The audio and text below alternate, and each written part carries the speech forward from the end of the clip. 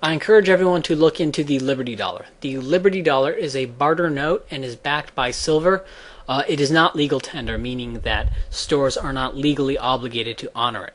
You can purchase Liberty Dollars with fiat dollars, and you can cash in Liberty Dollars to get back government fiat dollars. So it's not like you are stuck with Liberty Dollars once you buy them. You can also cash in Liberty Dollars for silver, of course, because they're backed by them. And keep in mind that gas, food, clothing, and most consumer goods haven't actually gotten any more expensive. An ounce of silver in 1970 could buy about as much as an ounce of silver today. It's not that things have gotten more expensive, it's just that the dollar is worth less. Also, because the Liberty Dollar is not legal tender, I don't think it can be taxed in the same way that trading in seashells cannot be taxed, but I'm not sure. Certainly, if you cash in Liberty Dollars for fiat dollars, you can then be taxed on that as income.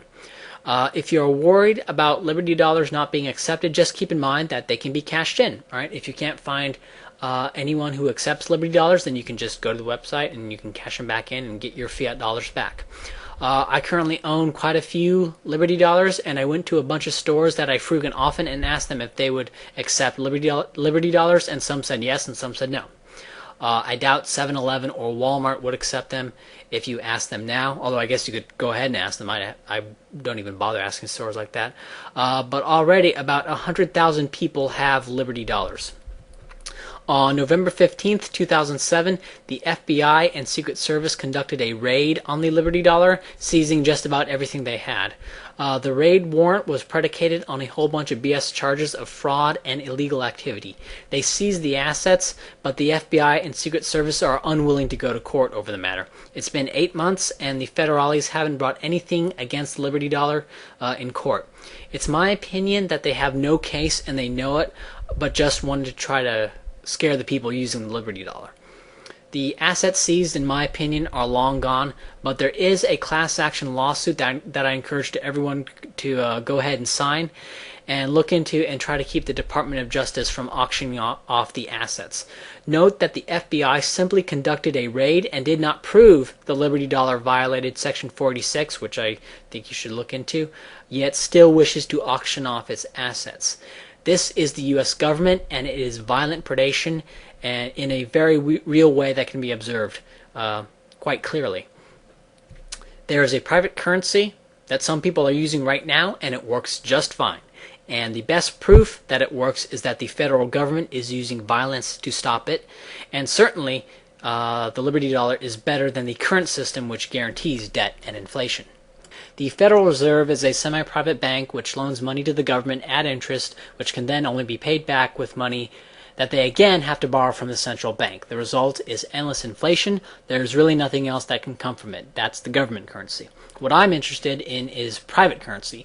Now, the closest thing we have to a large-scale experiment with private currency is the years 1837 to 1861. Over these years, prices fell by about 11%. And the money supply rose by about 160%. This is because back then it was very easy to start a bank.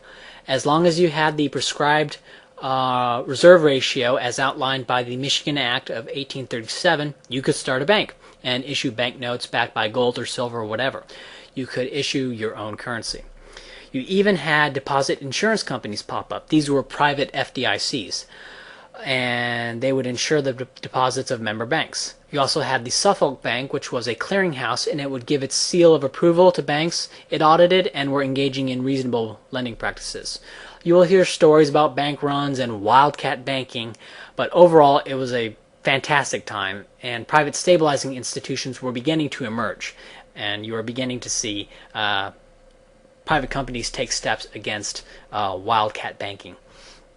The reason this ended was because of the Civil War, and the federal government required fiat currency to be honored in order to, pay for the big old army. You can also look into colonial scrip, which is just interest-free paper currency that the American colonies used before the Revolutionary War. The Bank of England didn't like that one bit, and so got a law passed that forced the colonies to use the pound, the British debt-based currency. A lot of people cited this as the primary reason for the Revolutionary War and not the taxes. So just wanted to make this video to show that we absolutely positively do not need a federal government to make finances run smoothly.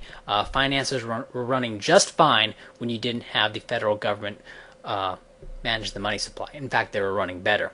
The idea that an entity that has accrued over $9 trillion in debt is somehow in a position to manage the money supply, especially when America's monetary success was best when it had least centralization of its currency, is just absurd. This is highlighted by the fact that the government violently opposes private citizens creating their own medium of exchange.